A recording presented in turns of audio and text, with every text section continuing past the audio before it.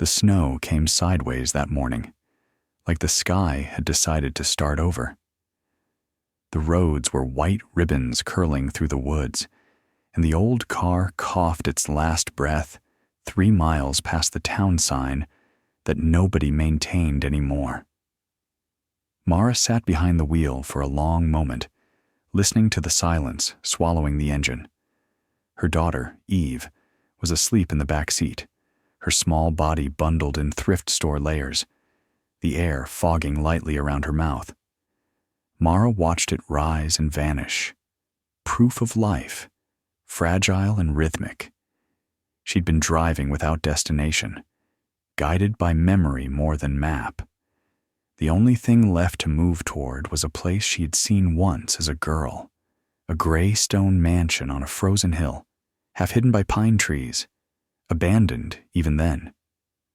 She remembered thinking it looked like a house that had forgotten what warmth felt like.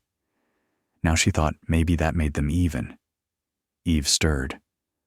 "Mom? Where are we?" Mara smiled the kind of smile that hides worry. "Somewhere we can stop for a while." They climbed out, boots sinking into snow that creaked like glass. The wind pushed at their coats, impatient. Beyond the tree line, the mansion stood just as she remembered. Massive, symmetrical, and silent. Windows dark. Roof bowed under decades of weather. The porch sagged as if tired of waiting for anyone to come home. "It's beautiful," Eve whispered, her breath rising in front of her face like smoke. Mara nodded. "Yeah, it is." They followed a narrow path buried under ice and found a service door around the back. The handle turned, stubborn but not locked. It opened with a sigh that felt almost human. Inside, the air was colder than outside, still, stale, untouched. Their footsteps echoed through a kitchen with hanging copper pans greened by time. A single chair lay on its side near the window. The house wasn't ruined, so much as paused. Everything looked mid-sentence. "Can we stay?" Eve asked. Mara hesitated. Every rational part of her said no. Trespassing, liability, danger. But reason hadn't kept them alive this long. Hope had, in its small, stupid way. "Just for tonight," she said. They explored room by room, guided by flashlight and instinct. Wallpaper peeled in strips like pages. A grand staircase climbed into shadows. In one corner, Mara found an old radiator under a boarded window and touched it. The metal freezing, but solid. She traced the pipes with her light until they vanished into the floor. Maybe, she thought, if there's still a line, there's still a chance. They settled in a small room upstairs. Eve curled under coats and a blanket of dust. Mara sat by the window, staring at the snow until it blurred into one long white breath. The house groaned occasionally, wood adjusting to cold. It sounded like it remembered being alive. In the morning, she began to explore the basement. Steps narrow, walls sweating damp. Her flashlight beam caught a hulking shape. The boiler. It stood like a sleeping animal, its metal belly streaked with rust, but intact. She checked the gauge. Empty. The pilot switch looked ancient, but not broken. "Okay," she whispered, voice echoing. "Let's see if you want to work." Outside, she found the gas meter buried under snow. The line was capped. The tag faded. Her father had been a maintenance man once, before the fighting, before he stopped answering calls. He'd taught her that most things could be coaxed back to life if you spoke to them gently. She brushed the snow away and turned the valve a 1/4 inch. Nothing exploded. A faint hiss rose, a shy admission of possibility. Back in the basement, she struck a match. The pilot flared, then settled into a trembling blue flame. The boiler coughed, metal contracting, expanding, rediscovering itself. A pulse ran up the pipes. Mara ran upstairs, heart pounding. She placed her hand on the old radiator. It was warming, slowly, honestly. "Eve!" she called. "Come here." The girl ran barefoot into the hallway. "What's that sound?" "Heat," Mara said, laughing through tears she hadn't planned to have. "It's heat." They spent the rest of the day cleaning, her with a broom, Eve with curiosity. They opened curtains to let light touch the walls again. Mara washed grime from the windows until she could see the forest's reflection. When the sun came through, the house looked surprised. By evening, the air was breathable, the kind that carries the smell of thawing dust. They boiled water for noodles on a camping stove, steam curling toward the ceiling like incense. Eve ate in silence, too tired for conversation. "You think we can fix it?" she asked finally. Mara looked around, the cracked tiles, the leaning frames, the ceiling sagging just enough to warn of gravity's patience. "Maybe not all of it," she said, "but enough." 3 days passed. Snow softened to slush, then froze again. They found a rhythm: sweep, patch, rest, repeat. Eve claimed a room with blue wallpaper and painted over the water stains with leftover white from a rusted can in the cellar. Mara scrubbed the kitchen sink until the iron gleamed dull, but proud. On the 5th morning, a mail truck stopped at the end of the drive. A man stepped out, gray-bearded, uniformed, eyes kind. He studied the house, then the woman on the porch, holding a hammer like a weapon. "Didn't expect to see smoke from this place," he said. "You folks moving in?" "Just keeping warm," Mara replied.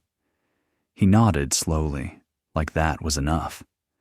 "It's been empty since the Bancrofts passed. Folks around here call it the frozen house. Shame to see it rot." "Not frozen anymore," she said, half a smile on her lips. He looked at her for a long moment, then handed her a small brass key. "Mailbox still works. Figure you might as well have it." She took it, startled. "Thank you." "Name's Ellis," he said. "I drive this route every day. If you need something, anything, leave a note in the box." That night, she and Eve sat by the kitchen radiator. The light bulb overhead flickered but held. The warmth reached the edges of the room like a careful handshake. Eve leaned against her shoulder. "Do you think we'll get in trouble for staying here?" she asked. "Maybe," Mara said softly. "But for once, I'd rather be warm and wrong than cold and right." Eve giggled, the sound thin but real. Mara smiled into the dark. "Sleep, baby. We'll see what tomorrow wants." Tomorrow wanted progress. She found old paint in the cellar, stiff but usable after stirring. The color was strange, halfway between cream and sunrise. She painted one wall in the kitchen while Eve drew suns and hearts in the dust on the floorboards. The smell filled the air, sharp and alive. "Feels like it's breathing again," Eve said. "Maybe it is." As days stretched, the house began to reveal its secrets. Behind a broken wardrobe, Mara found a stack of letters tied with faded ribbon. The handwriting was elegant, fragile. One envelope unsealed itself as she picked it up. "Dearest A." It began. "The winter has been kind to no one, but the house still holds our laughter. Someday, when the world softens, I hope someone will find it and know we were happy once." Mara read the line 3 times. She slipped the letter back carefully and replaced the ribbon. Someone had loved here. That was enough reason to keep going. That evening, she shared the story with Eve. People used to write letters just to remind each other they existed, she said. Maybe we can do that, Eve answered.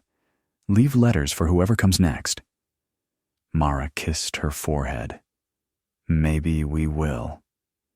By the second week, the house had become theirs, not legally, but emotionally, which is the deeper kind of ownership. The rooms no longer echoed, they hummed. The dust began to settle into corners respectfully. The air smelled faintly of paint, soap, and potatoes baking in foil on the stove. One night, when the temperature dropped below 0 again, a loud pop echoed through the walls. A pipe had burst in the hallway. Mara ran barefoot, twisting valves, wrapping towels, holding her breath until the leak slowed. Water pooled across the floor, freezing as it spread. Eve stood in the doorway, eyes wide. Is it broken? For now, Mara said, laughing weakly. Everything breaks before it gets better.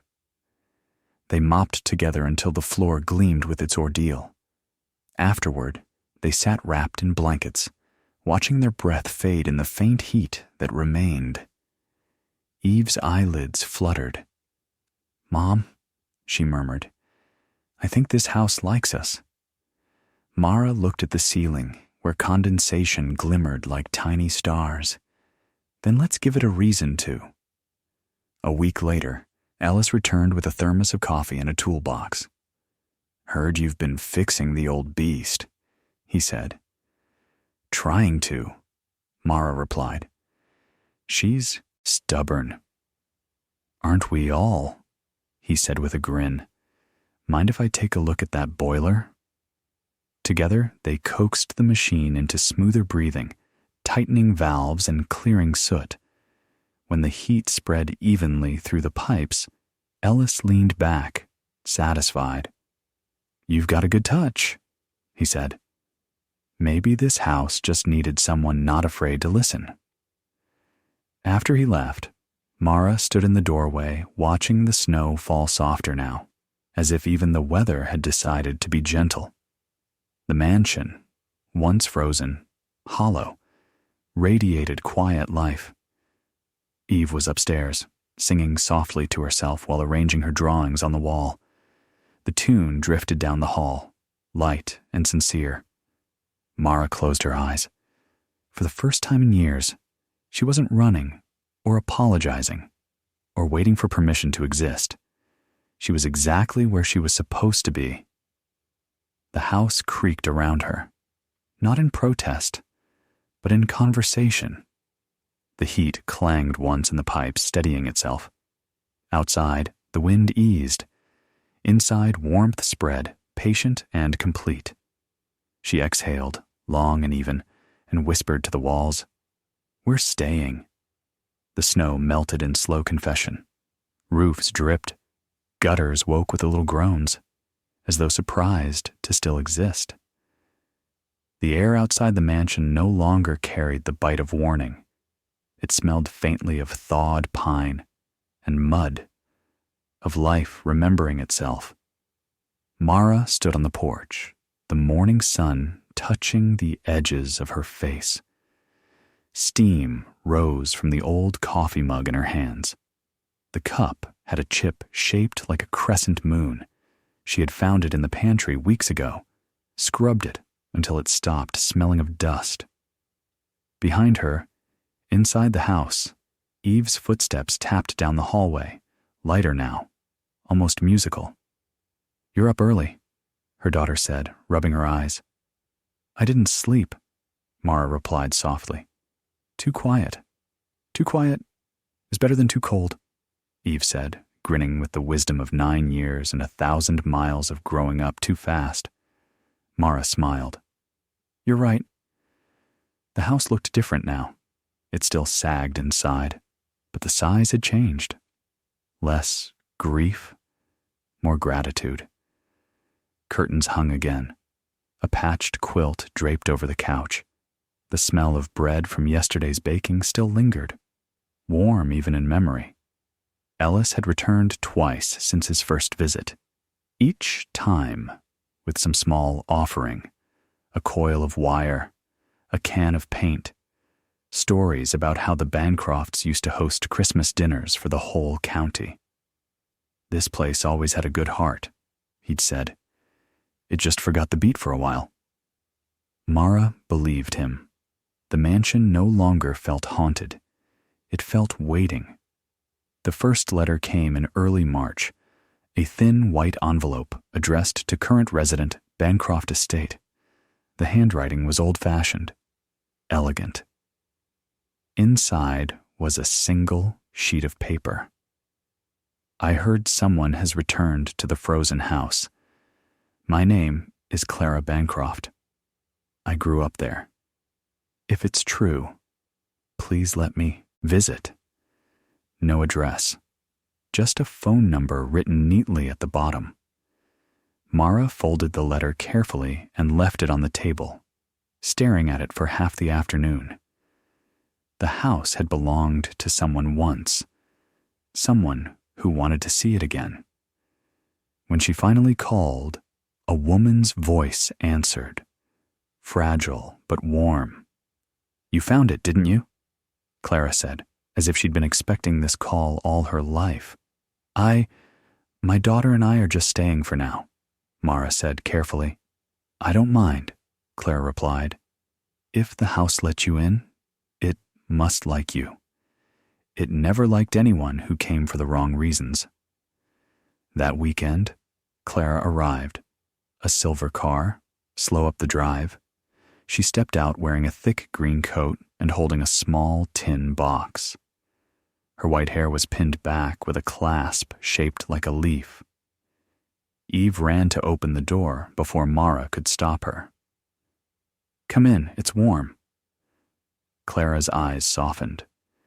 "That's the first time I've heard those words about this place in 40 years. They gave her tea, served in the mismatched cups that had survived the house's long sleep.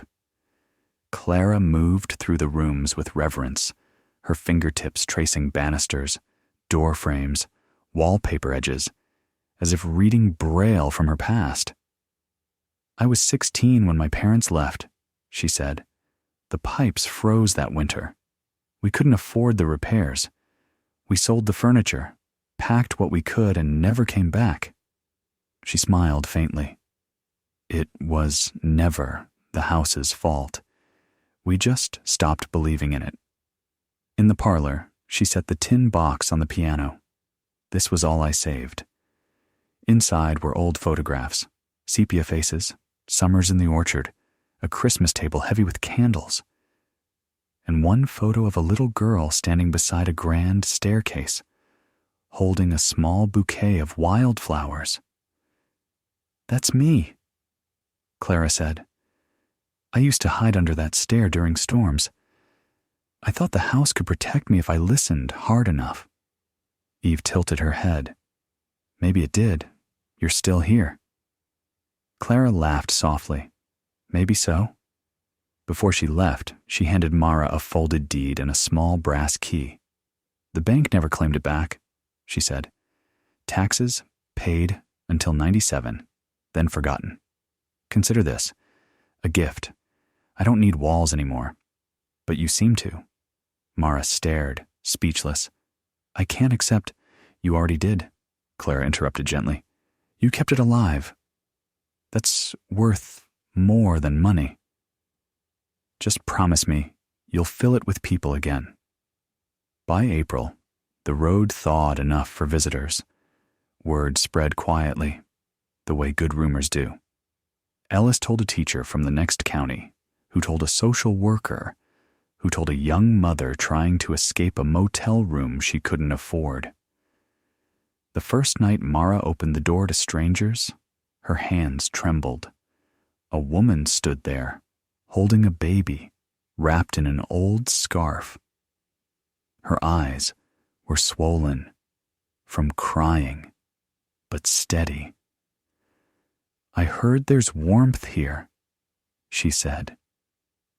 "There is," Mara answered. "Come in." She guided her to the kitchen, poured tea, stoked the boiler until the radiators hummed louder than the wind. Eve brought blankets. The woman sat by the fire and whispered, "I didn't think people like you existed." Mara smiled softly. "People like me? People who stay." After that, others came. A teenage boy who'd been sleeping in his truck, an elderly man whose trailer roof had caved under snow, a pregnant woman who said she just needed a week to breathe. They came quietly and left slowly. The mansion changed with them. The halls filled with footsteps and laughter that didn't echo anymore. The kitchen became a chorus of clinking cups and low conversation. Mara hung a small sign by the porch, handwritten in paint Eve mixed herself. "The warm house. Everyone deserves a door that opens." Clara visited again that summer. The house was alive now, windows open, curtains fluttering like lungs. She walked through the rooms, smiling, tears in her eyes. "I knew it would remember," she said. In the dining room, long planks had been pushed together to form one huge table. People sat shoulder to shoulder, eating soup, bread, potatoes from the small garden Mara and Eve had planted in the backyard. Eve waved at Clara.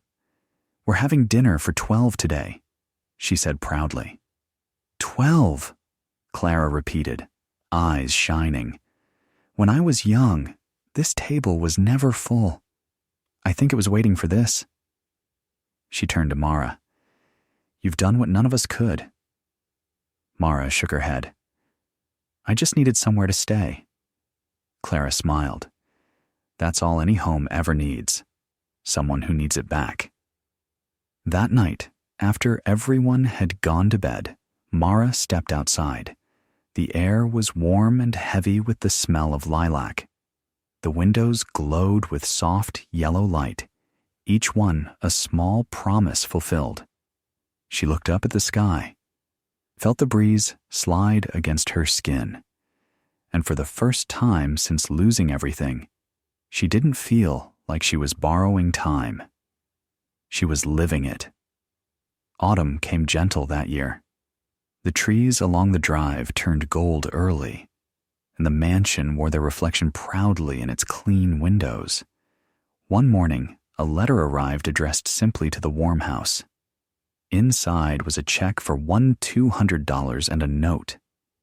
"For the nights I didn't freeze. You don't know me, but thank you." The signature was a first name only. Mara held the letter for a long time before tucking it into a tin box on the mantel. "We'll use it for the roof," she said to Eve. Eve, now taller, nodded like an adult. "And maybe curtains for the back room." "Yes," Mara said, smiling. "Curtains." More letters came. Small donations. Notes from people passing through. One had a photograph attached. 3 strangers standing by the porch, holding mugs of coffee, smiling in morning light. On the back, "Home isn't where you're from. It's where you stop running."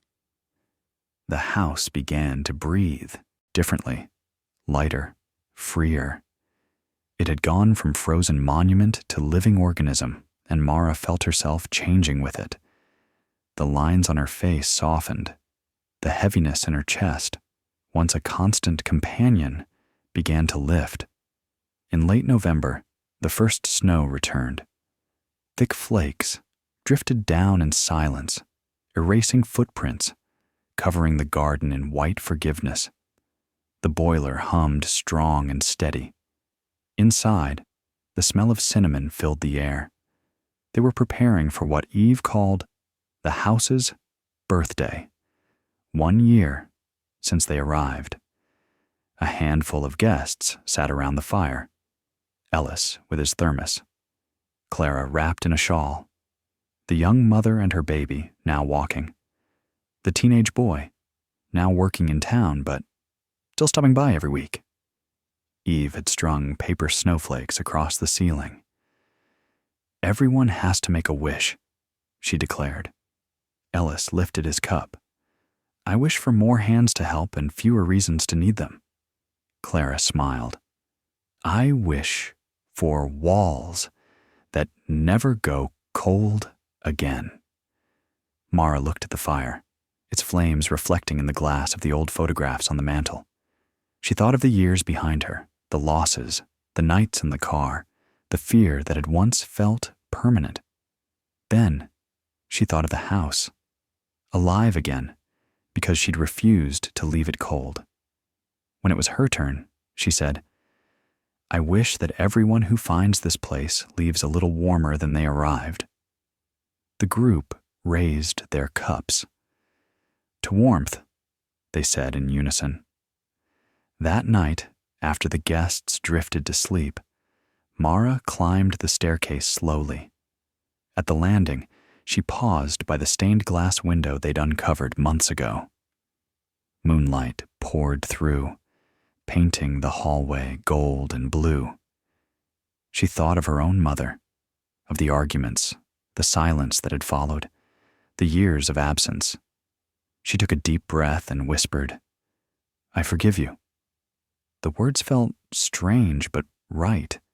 The house seemed to listen. Somewhere deep in the pipes, a faint sigh echoed, like metal exhaling. Eve's door was half open. Inside, the girl slept, surrounded by paper snowflakes and dreams. Mara stood in the doorway watching her, heart full and calm. For the first time in a long time, she didn't fear tomorrow. In spring, the warm house became more than rumor. A local journalist wrote an article about the forgotten mansion turned community haven. Donations followed, a new boiler part, a shipment of blankets, even a second-hand generator. People began to come, not because they were lost, but because they wanted to help. Volunteers painted walls, patched the roof, built a ramp by the porch for an older guest. They planted rows of tulips and beans in the garden. Children played tag in the yard. The mansion that had once eaten light now reflected it. Mara stood by the porch one evening watching the sunset bleed through the branches. Eve stood beside her, hair blowing across her face. It's so bright, the girl whispered. Mara nodded. It's supposed to be. They watched the sun sink behind the trees, leaving the sky bruised with color. Inside, laughter drifted from the kitchen. Someone burning toast, someone telling a story. Mom, Eve said after a while, you think it'll always stay this way? Mara turned to her, brushed a strand of hair from her forehead. Nothing stays the same. But warmth, real warmth, has a way of finding its way back. Eve smiled, leaning against her. Then we'll keep finding it. Years later, the townspeople would still talk about that winter when the frozen house came back to life. They'd tell newcomers about the woman who arrived with nothing but her daughter and a broken car, and how she turned emptiness into shelter. They'd say that if you pass by the hill on a cold night, you can see the glow from its windows. Steady, golden, patient. And if you stop and listen, you'll hear laughter, footsteps, maybe the sound of someone playing an old piano, its notes slightly off, but full of heart. Inside, on the mantel above the fire, the first letter from Clara Bancroft still rests in its frame beside a photograph of Mara and Eve. Below it, in careful handwriting, a plaque reads, The Warm House. Restored 2024. Because warmth belongs to everyone. One evening, long after the house had filled with new stories and new hands, Mara stepped outside alone. The air was cool, the last light fading. She could hear voices behind her, soft, content, woven with the house's breath. She walked to the edge of the porch and looked out across the yard where crocuses pushed through the soil. She thought of the day she'd arrived. Snow up to her knees, heart hollow as the wind, and felt gratitude rise like heat from a flame. The world hadn't given her much, but it had given her this: a roof that once froze and now glowed, a daughter who believed, a life made not from luck, but from staying. She whispered to the dusk, "We made it home." The windows answered in light. The mansion, no longer frozen, no longer forgotten, kept its promise, warm, steady, alive. And for the first time in forever, the night did not feel cold.